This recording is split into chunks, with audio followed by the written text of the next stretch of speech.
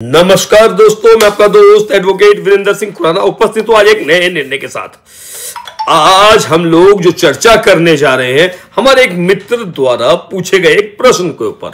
जी हां, प्रश्न बिल्कुल साधारण सा है कि यदि सेक्शन 138 एनआई एक्ट के मुकदमे में दोष मुक्ति हो जाए तब क्या किया जाए, यानी कि हाई कोर्ट जाया जाए या जिला न्यायालय में भी कोई रिलीफ मिल सकती है। इस विषय पर चर्चा करने के लिए आज हम लोग उपस्थित हुए हैं आपके सम्मुख।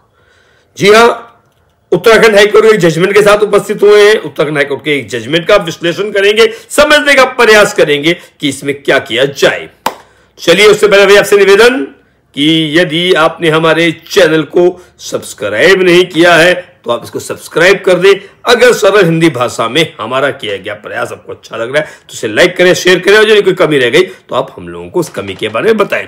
चलिए शुरू करते हैं आज की इस वीडियो को, आज की इस कड़ी को, जिसमें हम लोग चर्चा करेंगे कानूनी ज्ञान की, कानूनी निर्णय की, समझने का प्रयास करेंगे चेक बाउंस में। इस वीडियो में हम एक रियल हाईकोर्ट जजमेंट की कहानी को आसान भाषा में समझेंगे, जहां एक आदमी ने cheque bounce case section 138 NI act किया था, लेकिन उसकी बार बार कोर्ट में गैर हाजिरी ने उसका पूरा मामला ही बिगाड़ दिया। 6 तारीख में लगातार कोर्ट में मिस होने के कारण मजिस्ट्रेट ने कंप्लेंट डिसमिस कर दी और आरोपी को दोष मुक्त कर दिया। जब उसने पहले जिला न्यायालय में और फिर हाई कोर्ट में केस को पुनर्जीवित कराने की रिक्वेस्ट की तो कानून कोर्ट ने साफ कहा कि कानून उसी की मदद करता है जो जागता है, जो सो जाता है उसकी नहीं। इस वीडियो में मिलेगा सेक्शन 256 सीआरपीसी के साथ संबंधित बात करेंगे हम। सेक्शन 378(4) सीआरपीसी अपील कब करनी चाहिए उसके बारे में बात करेंगे। सेक्शन 482 सीआरपीसी का गलत इस्तेमाल क्यों नहीं किया जा सकता इसके बारे में बात करेंगे। केस लॉस होने की लीगल मिस्टेक्स क्या है इसके बारे में बात करेंगे, और फ्यूचर में ऐसे चेक बाउंस केस कैसे बचाएं इस पर बात करेंगे। यदि आप लॉ स्टूडेंट एडवोकेट हैं, कोर्ट में केस लड़ रहे हैं तो यह वीडियो आपके लिए बहुत ज्यादा जरूरी है। चलिए चर्चा करते हैं आज के इस वीडियो के लिए। देखिए, आज की कहानी एक आदमी की है, नाम था नरेंद्र सिंह राठौर। उसने किसी को पैसा उधार दिया और बदले में एक चेक मिला, लेकिन वो चेक बाउंस हो गया। अब कानून कहता है ऐसे मामलों में सेक्शन 138 एनआई एक्ट के तहत शिकायत की जा सकती है, यानी कि नेगोशिएबल इंस्ट्रूमेंट एक्ट की धारा 138 के तहत शायद कंप्लेंट केस कोर्ट में दाखिल किया जा सकता है। नरेंद्र राठौर ने भी कोर्ट में कंप्लेंट केस दायर किया। केस शुरू हुआ, समन्स गए। देखिए, जो कोर्ट में केस दाखिल किया 28/6/2016 को कोर्ट में केस दाखिल किया गया।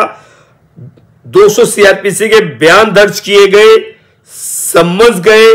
पहले एक्यूज नहीं आया तो उसके एनबीडब्ल्यू गए, और उसके बाद 1 तारीख यानी कि 16/10/2017 को एक्यूज ने अपनी बेल ले ली, यानी कि अपनी जमानत करा ली, और उसके बाद केस फिक्स हो गया 251 सीआरपीसी के बयान के लिए, बयान बुलजीत के लिए, एक्यूज स्टेटमेंट और एक्यूज के लिए।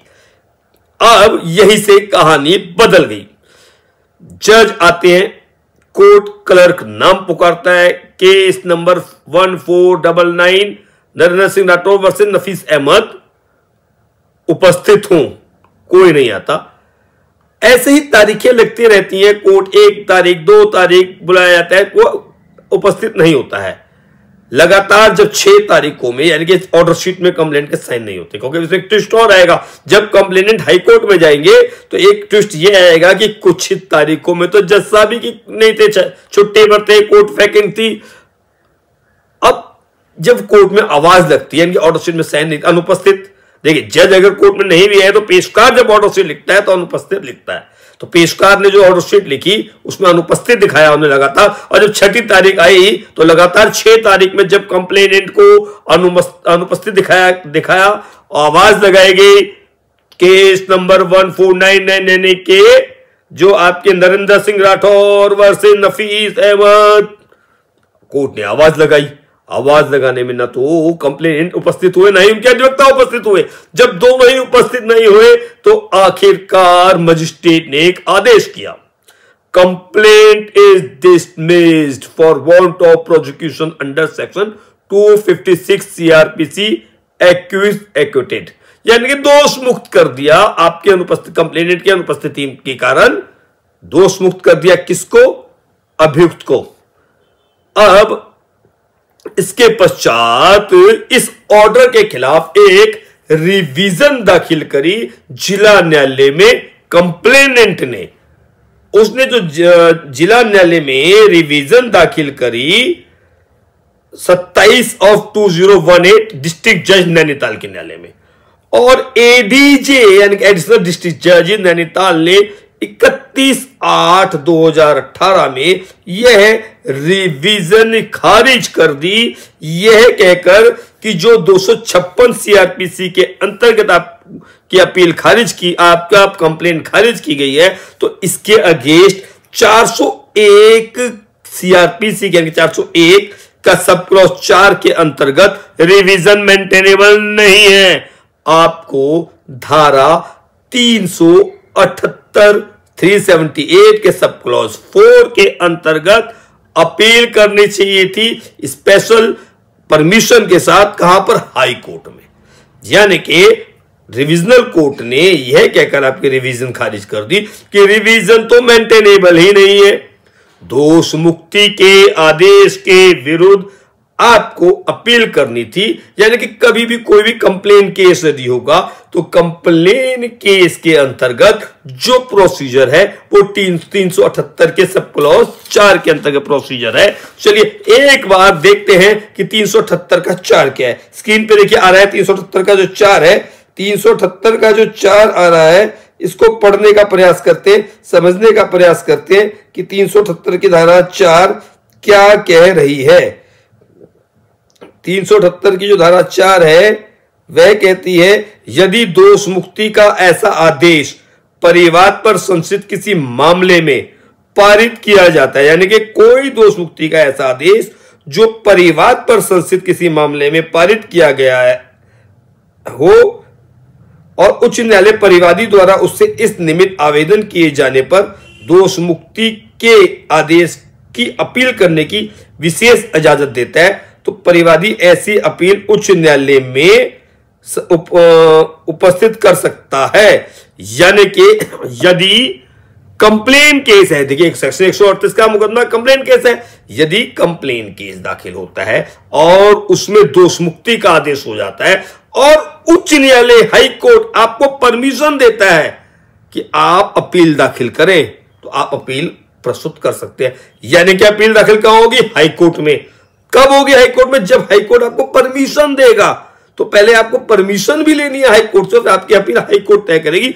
यह कहकर जो जिला न्यायालय यानी कि नैनीताल एडिशनल डिस्ट्रिक्ट जज नैनीताल द्वारा रिवीजन निगरानी को खारिज कर दिया जाता है। अब कहानी पहुंचती है हाई कोर्ट।